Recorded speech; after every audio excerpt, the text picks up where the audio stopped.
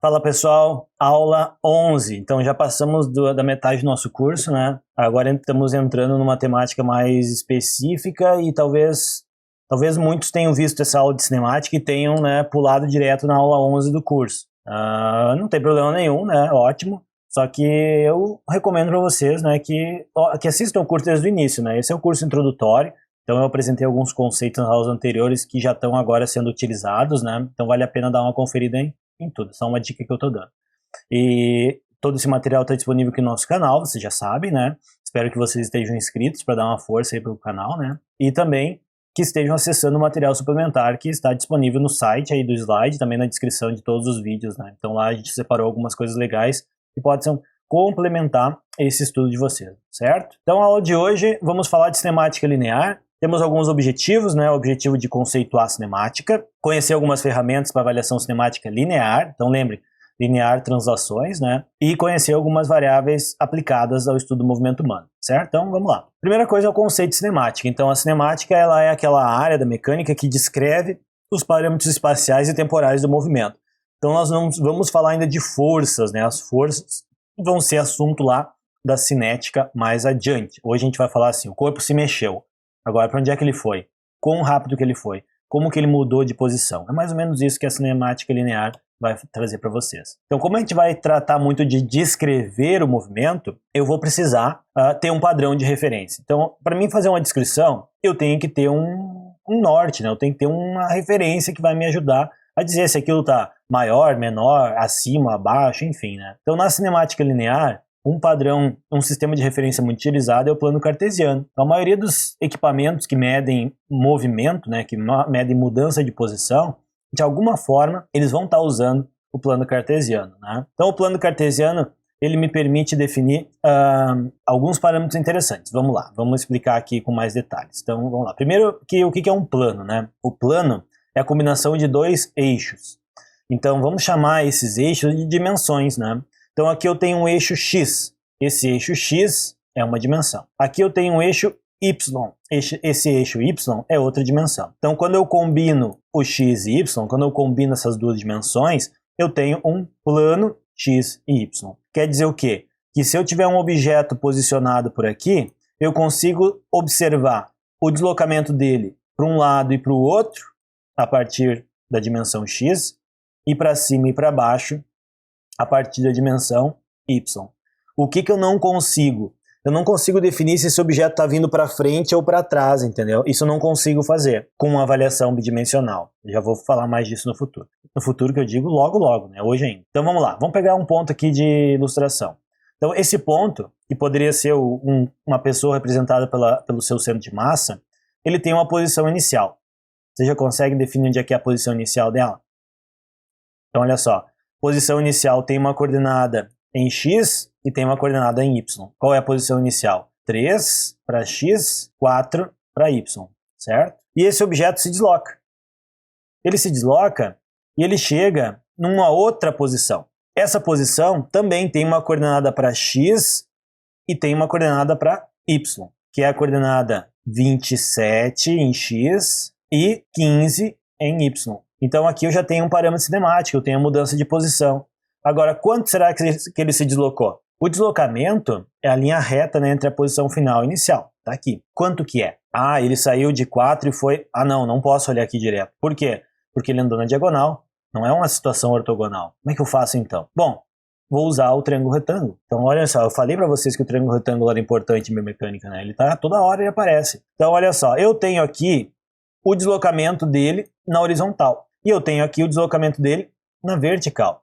Então eu posso dizer que para ele sair daqui e chegar lá em cima, ele se deslocou na horizontal e ele se deslocou na vertical. Quanto que ele se deslocou? Ele deslocou 24 unidades na horizontal e 11 unidades na vertical. E aí eu pergunto para vocês, como que eu calculo isso agora? Como que eu chego a esse resultado? Como que eu sei que esse deslocamento foi 26? Porque eu vou usar Pitágoras, né? Então eu consigo saber que, então nesse triângulo retângulo, vamos colocar aqui o ângulo, peraí que essa cor aqui não ficou boa. Esse ângulo, aqui eu tenho o cateto adjacente, aqui eu tenho o cateto oposto, e aqui eu tenho a hipotenusa, certo?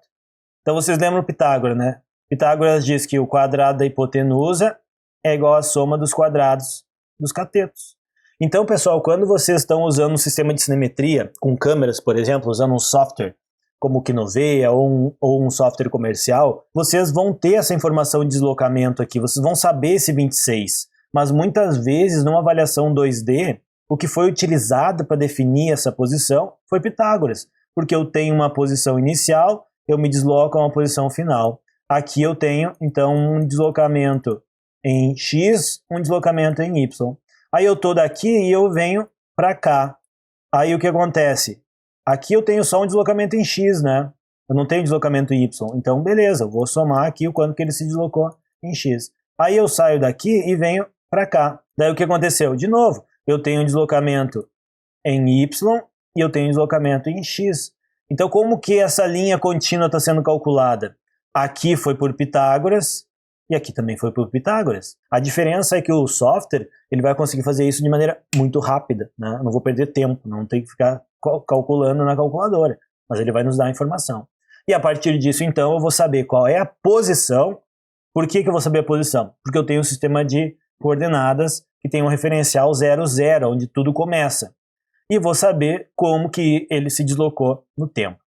Agora, se eu tenho uma situação em que um movimento ele acontece em mais de um plano, lembrem, na figura anterior nós tínhamos um plano, o plano X e Y.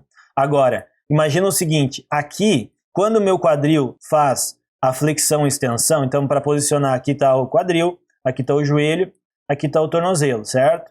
Então reparem que o quadril está formando um ângulo, então quer dizer o que? Ele está flexionando e estendendo. Só que se ele tiver combinado com uma abdução, por exemplo, ou adução, eu já tenho dois planos envolvidos aqui ao mesmo tempo. E aí eu já não consigo definir isso com uma abordagem bidimensional. Por quê? Porque a abordagem bidimensional, ela me permite definir um plano só. Então, nesse caso, eu tenho que partir para uma situação 3D. Então, o 3D vai me permitir definir mais de um plano ao mesmo tempo. Como é que isso acontece? Imagina assim, ó, eu tenho aqui o eixo X e Y, que eu estava usando antes, certo? Está aqui ele, né? Então, esse plano X e Y aqui é o que eu estou conseguindo ver até agora. Agora, se a minha análise adicionar mais uma dimensão, para cá, por exemplo, seria o Z, olha o que acontece. Agora eu consigo formar mais planos, né? Eu consigo criar um plano aqui, que seria o meu plano XZ, e eu também consigo criar mais um plano aqui, que seria o meu plano YZ. Então reparem que me deslocando do 2D para o 3D, qual foi a diferença principal? A principal diferença é que agora eu consigo ver mais planos ao mesmo tempo. Por isso que é importante, pessoal, uma definição muito importante aqui é a seguinte: uma análise bidimensional permite definir um plano. Então eu quero ver flexão e extensão somente, pura, né? Não tem nenhuma rotação envolvida? Beleza, pode fazer uma avaliação 2D. Agora eu estou analisando o corredor e eu quero ver a inclinação do tronco. Só que quando o corredor está se movimentando, ele roda o tronco também durante a corrida. Então será que eu posso ver a inclinação do tronco com uma avaliação 2D? O que vocês acham? Se ele combina mais de um plano, né? Então muitas vezes eu vou ter que partir para o 3D, justamente porque o movimento envolve mais de um plano ao mesmo tempo. E aí, óbvio que tem diferenças importantes, né? Desde o referencial, como eu falei para vocês, né? Então, no 3D eu tenho que ter 3 eixos, né? E é difícil fazer isso, eu preciso combinar câmeras, combinar instrumentos, eu preciso um pouquinho de matemática, né? Por isso que acaba que o 3D, além de ele ser um pouquinho mais complexo, muitas vezes ele é mais caro também, né? Mas a gente tem que lembrar, nesse curso introdutório, a principal diferença do 2D para o 3D. Então, com o 2D, eu vejo parte do movimento. Com o 3D, eu consigo ver todo o movimento. Então, quando eu olho só de um lado, eu tenho um ponto de vista. Quando eu olho de outros lados, eu consigo ter uma melhor descrição daquele cenário. E isso acaba, às vezes, trazendo mais clareza na minha avaliação, como é o exemplo que eu trago aqui da imagem, né? Quando vocês olham a primeira foto, parece algo muito ruim. Mas quando vocês olham a segunda, opa, na verdade, não era o que a gente estava pensando. Então, muito cuidado com a avaliação de vocês e o que vocês querem observar para definir se vocês podem fazer o 2D ou o 3D. Bom, é importante também a gente lembrar que esses sistemas de coordenadas servem para outros equipamentos também, né? Tem outros equipamentos que a gente consegue usar aí que também permitem fazer essa avaliação. Depois eu vou mostrar alguns. Então, vamos lá. Quero fazer uma avaliação cinemática porque é importante no meu protocolo de análise, eu quero melhorar o desempenho do meu atleta, quero ver se meu tratamento na fisioterapia melhorou, ou a caminhada do sujeito, enfim. Então, primeiro vocês têm que ter uma pergunta. A partir dessa pergunta, vocês vão definir que instrumentos, modelos vocês vão usar, marcadores, calibração, as características de aquisição. Eu vou dizer para vocês, pessoal, que muita gente começa sem isso aqui, né? Sem definir uma pergunta clara para avaliação. E aí não vai funcionar. Mas pode piorar. Tem gente que acaba usando esses itens aqui sem saber direito se eles estão certos ou não. E aí vocês não têm certeza do resultado. Então vocês vão, independente do equipamento que vocês vão usar, seja ele câmeras, né, de vídeo, como essas aqui. A diferença dessas duas câmeras é que essa câmera menor aqui, ela tem uma maior capacidade de aquisição de dados, eu já vou explicar mais detalhes sobre isso. Uma câmera infravermelho, que a diferença aqui são questões técnicas, né? Por exemplo, aqui eu gravo a pessoa e identifico os marcadores de referência da pessoa. Aqui a câmera filma o movimento, mas na verdade ela só enxerga a luz infravermelha refletida nos marcadores, né? Então depois eu vou mostrar algumas imagens. Mas também outros instrumentos, por exemplo, celulares, relógios, cronômetros. Eu consigo marcar o tempo, por exemplo. Eu já consigo fazer alguma coisa. Mas alguns celulares já permitem aplicações, o telefone já tem GPS. Eu posso usar acelerômetros, né, que permitem definir a aceleração e a partir disso explorar outros parâmetros. E eu posso também usar fita métricas, porque se eu quero saber uma distância, a distância também é uma variável cinemática. Então, cuidado com aquela história de que não, a análise biomecânica é um negócio que é inatingível, porque é tudo muito caro, porque não sei o quê. Eu vou concordar com vocês que pode ser muito caro, de fato pode ser muito caro, né? Mas eu não vou concordar com o fato de vocês usarem isso como desculpa para não utilizar na atuação profissional de vocês, porque daí vocês estão errados. Então vamos lá. A câmera de vídeo, todo mundo mais ou menos sabe como é que funciona, né? Todo mundo grava vídeos no celular, enfim. A câmera infravermelho, então. A câmera infravermelho, esses LEDs aqui, eles emitem luz infravermelho. A luz infravermelho tem um comprimento de onda que a gente acaba não vendo ela, né? Ela tá ali, mas a gente não enxerga. Quando essas luzes, né, refletem nesses marcadores, como o sujeito tá colocado no corpo dele aqui, ó, esses marcadores são identificados pela câmera e a câmera consegue então fazer o que a gente chama de tracking. O tracking é o rastreamento, ele consegue definir aonde esse ponto está indo, né? Se eu estou fazendo uma avaliação tridimensional, o número de câmeras vai ser importante. Então uma coisa que eu esqueci de falar antes, eu vou falar aqui. Na avaliação bidimensional, eu posso usar uma câmera somente. Por que eu posso usar só uma câmera? Porque como vocês estão me vendo aqui, é uma câmera. Então vocês veem quando eu vou para um lado e para o outro, e quando eu vou para cima e para baixo. Mas vocês não conseguem ter certeza de quanto eu estou me deslocando para perto da câmera ou para longe. Vocês até podem dizer, não, mas ele está se mexendo aqui, ele está indo para frente e para trás. Mas vocês não têm certeza de quanto. Por quê? Porque vocês só estão enxergando o deslocamento na vertical e na horizontal. Então vocês têm duas dimensões aqui. Essas duas dimensões formam um plano. No 3D, vocês vão ter a terceira também. Então vocês vão conseguir enxergar o quanto eu estou indo para trás e para frente. Então para isso vocês precisam pelo menos duas câmeras. Imagina que vocês estivessem me olhando aqui numa situação 3D. Ia ter uma outra câmera aqui do lado mostrando o quanto que eu estou indo para frente e para trás, que vocês não estão conseguindo ver aqui. Então pelo menos, pessoal, duas câmeras no 3D. Agora, por que muitas vezes quando vocês olham fotos de laboratório tem um monte de câmera? Por exemplo, nós temos 15 câmeras aqui no nosso laboratório. Porque esse ponto aqui, ele tem que ser enxergado por pelo menos duas câmeras. Então quer dizer o quê? Se o sujeito virar de costas nessa imagem aqui, eu já não enxergo mais. Então o que precisa? Eu preciso ter duas câmeras lá do outro lado.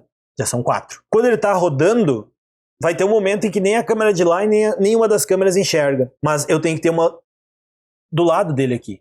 Então eu tenho que ter mais duas. Já são 6. Se ele rodar para o outro lado, daquele outro lado tem que ter mais duas, já são 8. Então, rapidinho, pessoal, para analisar o sujeito girando em 360 graus, eu já precisei de 8 câmeras. Agora, se eu quiser que ele dê 2 passos para frente, talvez algumas daquelas câmeras não enxerguem mais. Então, tem que ter mais.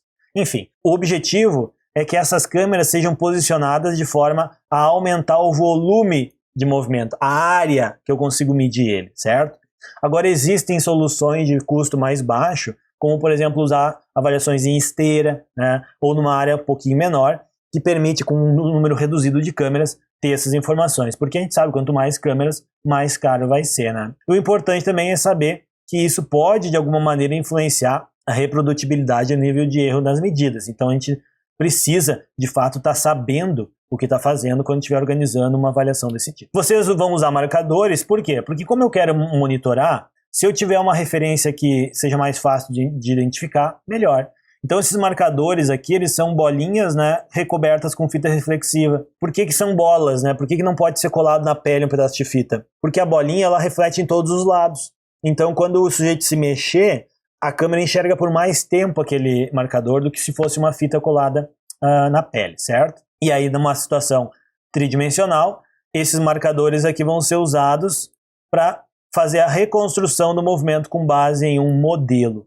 Esse modelo de reconstrução varia um pouco de acordo com o tipo de sistema que vocês usam, o objetivo, enfim, eu não vou entrar nesse nível de detalhamento nesse curso introdutório, mas saibam que esses marcadores não podem ser colocados no corpo a bel prazer, ou seja, em qualquer lugar. Outro procedimento muito importante que a gente chama de calibração. Então olha no vídeo aqui, ó. Na esquerda tem um sujeito parado na bicicleta. Então ele está parado na bicicleta e tem muitos marcadores no corpo dele. Só que a câmera está enxergando ele de um lado. Então qual é o plano que essa câmera está analisando? Isso aí é o plano sagital. Então o que eu consigo ver aqui? Eu consigo ver flexões e extensões. É isso que eu vou conseguir enxergar desse sujeito. Flexões e extensões. Eu não vou conseguir ver o quanto que o joelho dele está se deslocando no sentido médio lateral aqui. Eu não vou conseguir ver isso. Eu vou conseguir enxergar quais são os ângulos que vão estar sendo formados aqui entre esses dois segmentos da coxa e da perna. E aí, o que vocês vão ver aqui também, ó? Que tem uma escala, né? Tem uma escala, olha só. Aqui está o 0, 0, ó, aqui, e aqui está 1. Então quer dizer o quê? Que desse ponto até esse tem uma unidade, que é 1 metro. Agora, daqui até lá em cima, quanto que tem? Ah, tem 1 metro também. De onde é que vem essa informação? Na análise 2D de vídeo, normalmente primeiro nós filmamos uma escala, um objeto de distância conhecida. E aí o software que nós estivermos utilizando, ele vai utilizar aquela informação para criar o plano cartesiano. Então é mais ou menos assim, vocês indicam quanto que é nesse meu plano x, y que eu estou desenhando aqui, ó, qual é a distância entre cada um desses pontos aqui. Para o sistema saber isso, vocês têm que dizer que daqui até aqui tem 1 metro. Se daqui até aqui tem 1 metro, então ele calcula, bom, se ali é 1 metro, aqui deve ter 20 centímetros. Então ele faz essa regressão, certo? E aí ele vai me permitir definir a posição. Quando eu estou analisando uma situação tridimensional, além da coordenada x e y, eu vou precisar também definir a coordenada z. E aí para isso, os sistemas de cinemetria, de filmagem tridimensional, eles usam outros mecanismos de calibração. Então aqui, a avaliadora está usando, reparem, ela tem na mão ali uma espécie de vareta, né, em formato de T, e essa vareta tem pontos de referência, tem marcadores de referência. As câmeras que estão penduradas aqui na parede, ó, as câmeras vão fazer o quê? Vão identificar aquele marcador, o software sabe qual é a distância entre as referências que tem naquele marcador, e ele usa então uma técnica matemática para extrapolar aquela informação para todo o espaço que as câmeras estão enxergando. E aí eu consigo fazer essa calibração. Então tem uma diferença bem importante da calibração do 2D para o 3D. E existem outras estratégias também de calibração, tá, pessoal? Eu posso usar outros instrumentos também, né, como eu comentei. GPS, acelerômetro, fita métrica, relógio, plataforma de fotocélula. Então, assim, eu estou focando esse curso introdutório em falar nas análises de vídeo, que é uma coisa bastante comum e que na graduação geralmente é o que eu ensino os alunos a fazer.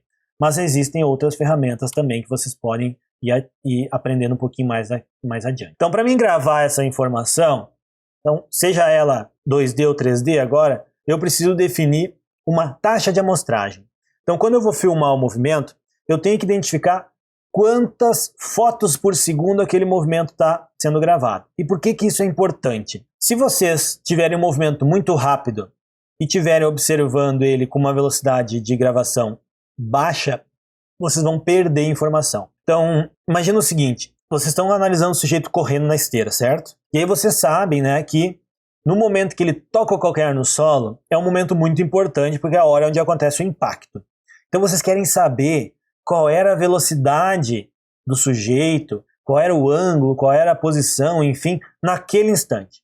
Então vocês têm que conseguir no vídeo de vocês enxergar aquele momento específico em que o pé bateu no chão. Só que vocês não conseguem. Por quê? Porque quando o movimento é mais devagar, a sequência de fotos que vocês estão gravando vai permitir enxergar direitinho tudo o que está acontecendo. Mas à medida que esse movimento aumenta de velocidade, vai ficar mais difícil. E vai chegar um momento em que o número de fotos que vocês estão gravando não é suficiente para permitir enxergar o movimento. E aí acontece um fenômeno, né, que a gente chama de aliasing, né? O que é o aliasing? O aliasing é vocês perderem informação porque vocês estão gravando a informação numa frequência menor do que ela de fato acontece. Então vamos pegar esse gráfico aqui, eu vou explicar ele um pouquinho para a gente entender isso, porque é muito importante, pessoal. Vocês não podem fazer avaliações em que está tudo certo, tá tudo bonitinho, né? Referência no corpo do sujeito, câmera posicionada de maneira correta, todos aqueles detalhes que a gente sabe, e aí estão gravando informação que não existe, né? Ou estão perdendo informação que existe. Então olha só esse gráfico. Linha preta contínua. Tá aqui ela, ó. Linha preta contínua. Movimento real. Então o objeto está subindo e descendo, subindo e descendo, subindo e descendo. Bolinhas não preenchidas aqui, ó. Bolinhas não preenchidas são instantes em que vocês estão gravando. Então vocês gravaram aqui, gravaram aqui, gravaram aqui, gravaram aqui, aqui, aqui e assim por diante. Então reparem que o intervalo entre as gravações é sempre o mesmo, né? Porque vocês estão gravando uma informação a cada X segundos ou milissegundos. Mas eu pergunto para vocês, o que vocês gravaram, que são as bolinhas preenchidas, não preenchidas, desculpa, as bolinhas não preenchidas, corresponde ao que é de fato, que é o movimento da linha preta contínua? Não é. E o que aconteceu aqui? A frequência de aquisição era maior ou menor do que deveria? Era menor, né? Então, nesse caso aqui, vocês precisariam estar gravando mais informações no intervalo de tempo, certo? Então, tem que tomar um cuidado com isso. Outro ponto importante, né? Eu não falei aqui sobre posicionamento de câmeras e correção de erros, né? Eu acho que isso eu vou, numa das aulas complementares, vocês podem olhar. Aqui, por enquanto, o ideal é entender quais são os instrumentos e as variáveis principais, tá? Então, por isso que eu não falei um pouco de posicionamento de câmera nessa aula, nem vou falar. Então, vocês estão gravando informações e muitas vezes o que vocês têm gravado não é, de fato, o fenômeno, né? Então, tem um vídeo aqui para ilustrar isso, que às vezes uma imagem fala mais do que um minuto de fala, né? Então, vamos lá. Aqui esse vídeo vai mostrar uma pessoa saltando e eu quero que durante o salto dela, vocês observem o comportamento, o deslocamento desse marcador aqui na lateral do joelho, tá? Então é isso que eu quero que vocês façam por enquanto. Cuidem desse marcador. Eu vou colocar o vídeo aqui. Então, ela vai saltar, tá aqui o marcador, né? Olha lá, tudo certo, né? Tá se movendo, dá pra ver bem o deslocamento dele. No salto também. Ok, tudo certinho. Agora, olha o que vai acontecer com esse marcador quando o pé dela bater no chão.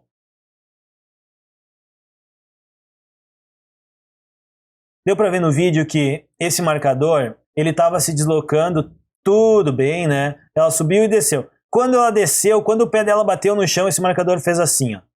Ele fez esse deslocamento. Só que na real, o deslocamento dele, sei lá, seria isso aqui, né? Então o que é a diferença entre o que era esperado e o que aconteceu?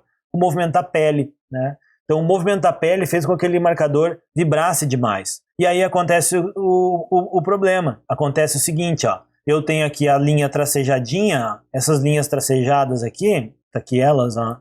Elas representam o movimento do marcador. Só que a linha preta representa o sinal que foi filtrado. Então, o que é o sinal filtrado? Filtrar é reduzir, né, o ruído do sinal. O que é o ruído do sinal? São informações que não correspondem ao meu movimento. Então, o movimento do joelho não foi aquele movimento balançando de um lado para o outro. Aquele movimento de balançar de um lado para o outro foi movimentação da pele, né? Chama de artefato. Muitas vezes, né, nos artigos vocês leem artefato, é isso, né? Esse deslocamento da pele é um artefato. Então, como que eu posso minimizar esse efeito? Eu posso usar uma filtragem. E essa filtragem tem exatamente o objetivo de reduzir o erro na medida, certo? Então, o que vocês têm que saber hoje, talvez entender um pouquinho melhor nessa aula?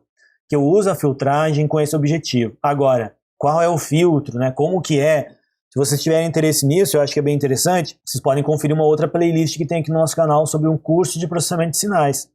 Daqui a pouco aqui vocês já estão um pouquinho mais avançados, já usam isso, né? Querem aprender um pouquinho mais de detalhes, confere lá no nosso curso de processamento de sinais. Assim como tem um curso de cinemetria aqui também, né? Que vocês podem dar uma olhada para entender um pouquinho melhor essas questões de posicionamento de câmera, correção de erro, enfim, né? É uma coisa interessante também. Para essa aula de hoje, pessoal, vejam que vocês já podem. Daqui a pouco vocês estão pensando assim, ó, ah, mas é legal o curso do Felipe, né? Eu gostei. Só que eu achei muito básico, né? Porque era muito inicial. Esse é o objetivo, a introdução à biomecânica. Mas o canal já tem cursos mais avançados. Para a aula de hoje, você já tem 2 cursos adicionais que vocês podem fazer se quiserem. O curso de cinemetria e o curso de análise de sinais, certo? Então, se for o objetivo de vocês se aprofundar nisso, eu recomendo que vocês deem uma espiada lá. Então, voltando aqui para o nosso tema, vamos falar agora sobre os objetivos de descrever esse movimento em função do espaço-tempo, né? E aí, para isso, eu vou usar variáveis da cinemática linear. Eu vou trazer para vocês hoje, nessa aula introdutória, as mais simples, né? Deslocamento, trajetória, né? Distância percorrida, velocidade e aceleração. Então, trajetórias são representadas, né, por aonde o objeto andou durante o deslocamento dele. Já que deslocamento em si, né, é a distância em linha reta. A trajetória é por onde o objeto andou. Então, olha só que legal esse trabalho aqui, já da biomecânica da natação, que mostra a trajetória da mão durante a fase submersa e aérea do nado crawl. Então, esse é um estudo que nos ajuda a fazer análises qualitativas, porque eu consigo observar os padrões de movimento, mesmo sem quantificar nada. Reparem que legal esse curso, né? A gente não faz cálculo, né? Por enquanto, né? Então, reparem que muitas vezes, pessoal, a biomecânica tem aplicações que vocês têm que saber como que aquilo é obtido. Tem cálculos aqui para calcular, para definir essa trajetória, né? Claro que tem. Lembra lá do início da aula do plano cartesiano? Ah, como é que foi essa trajetória aqui? Tem uma coordenada. Saiu daqui, foi para lá. Então, se eu pegasse esse pedacinho aqui e trouxesse para cá, eu tenho um deslocamento vertical e tenho um deslocamento horizontal, né? Então, como é que foi essa trajetória calculada? Foi por Pitágoras. Então, aqui eu sei quanto que foi, porque essa aqui é a hipotenusa.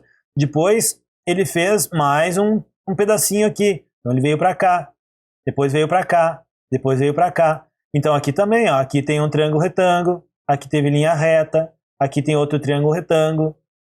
Então, reparem que eu posso calcular isso. Óbvio que eu posso, né? Mas eu posso também enxergar a trajetória desenhada e traçar algumas conclusões. Então, vocês podem ver, será que esse padrão de nado crawl está correto ou não? O que eu poderia mudar, né? Eu também posso olhar a posição. Então, nesse tipo de estudo em que se analisa o quão alto o pé passa durante a fase de balanço na marcha, por exemplo, me ajuda a entender riscos de tropeço, por exemplo.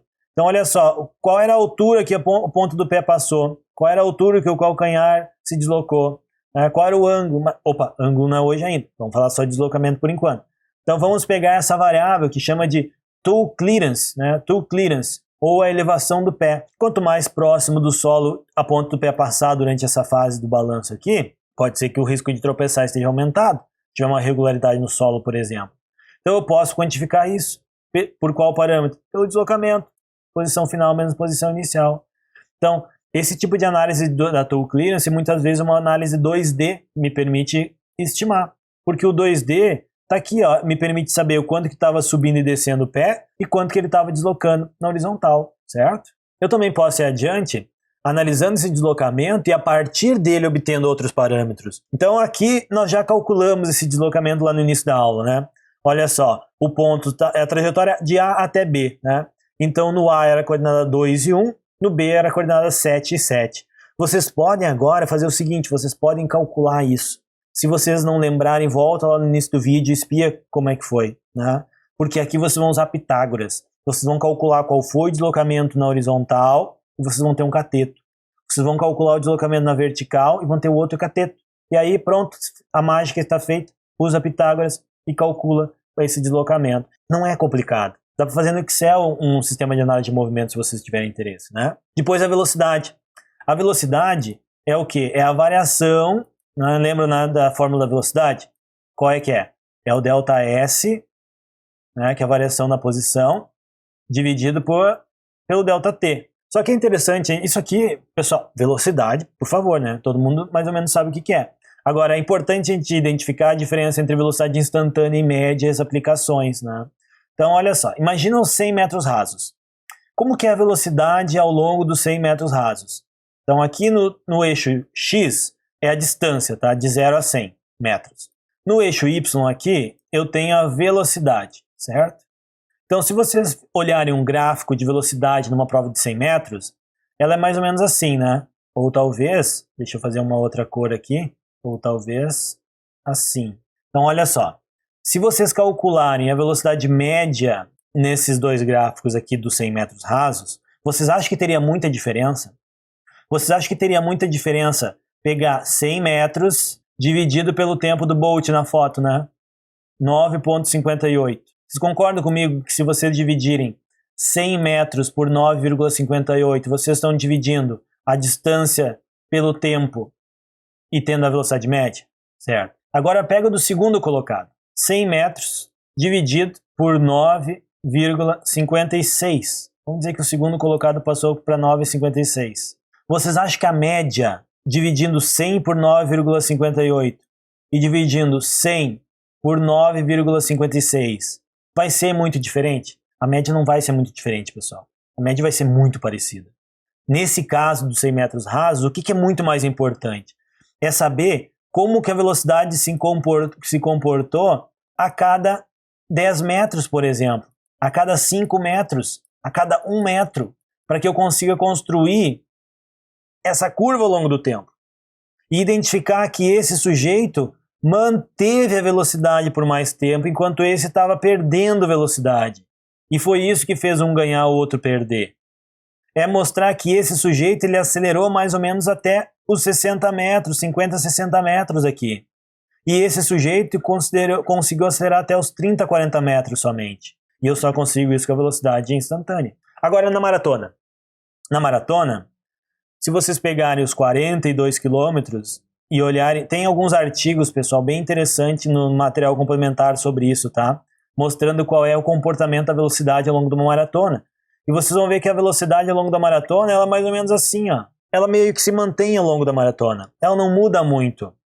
Então, nesse caso aqui, a velocidade média vai me dar um parâmetro muito interessante. Então, tipo, a velocidade média do recorde mundial na maratona é 22 km, quase, sei lá, mais de 20 km, 22 km por hora. É muito rápido, né? Mas ela não varia tanto. Então, como ela não varia tanto, a média ajuda a entender. Isso aqui já é estatística, né? Se vocês forem pegar lá, né? Quanto mais variabilidade eu tiver, menos a média vai me representar. Então é isso que está acontecendo aqui, certo? Então, pensem, o que vocês querem olhar se beneficia da velocidade média ou da instantânea? E aí vocês vão saber o que vocês têm que avaliar. E a média é muito importante, não quer dizer que a média não serve. Por exemplo, esse estudo mostra que a velocidade média da caminhada está associada com parâmetros bem interessantes no envelhecimento. Outro parâmetro, o último que eu vou comentar, é a aceleração. A aceleração é o quanto a velocidade está mudando. Então isso é muito importante no esporte, por exemplo. A capacidade de aceleração dos atletas vai me ajudar a definir muitos parâmetros, inclusive de treino. Então hoje em dia tem sido muito utilizada para classificar atletas, por exemplo. Qual é o tempo que leva para percorrer uma distância? Essa velocidade. Agora, durante esse tempo, ele percorreu um pedaço mais rápido do que o outro? Teve mudança na aceleração? Então essa capacidade eu posso quantificar, né? E eu também posso usar o conceito de aceleração nos acelerômetros. Então os acelerômetros, né, é um equipamento bastante interessante, né? Ele tem um circuito que permite definir o quanto, né, de ação da gravidade aquele segmento está sofrendo. E ele permite, a partir disso, estimar então a aceleração, porque a gente sabe que o G da gravidade é 9,81, né, arredondando. Então, a partir de alguns parâmetros, algumas ferramentas matemáticas que o acelerômetro usa, eu não vou entrar no mérito aqui, de maneira bem simples, pessoal. Então, é como se tivesse uma molinha presa numa massa. Quando essa massa desloca, ela desloca devido a uma aceleração. Então, o acelerômetro permite quantificar isso. E os acelerômetros têm sido cada vez mais utilizados na prática, tanto na fisioterapia quanto na educação física, para analisar o movimento humano. Porque ele permite estimar, por exemplo, o impacto, né? Então, a partir da informação do acelerômetro, eu consigo identificar ou predizer algumas forças de impacto.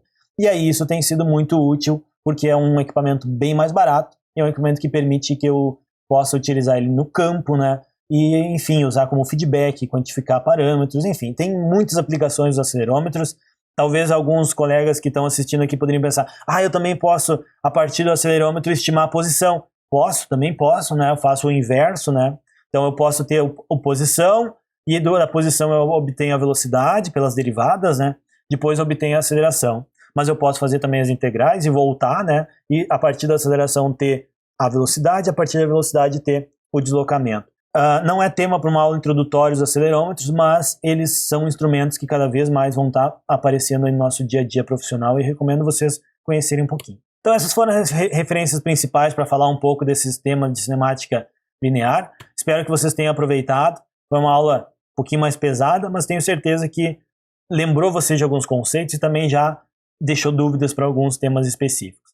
E eu espero vocês na próxima aula, em que a gente vai tratar especificamente dos movimentos de projéteis, que é bem interessante também. Então, nos vemos logo logo.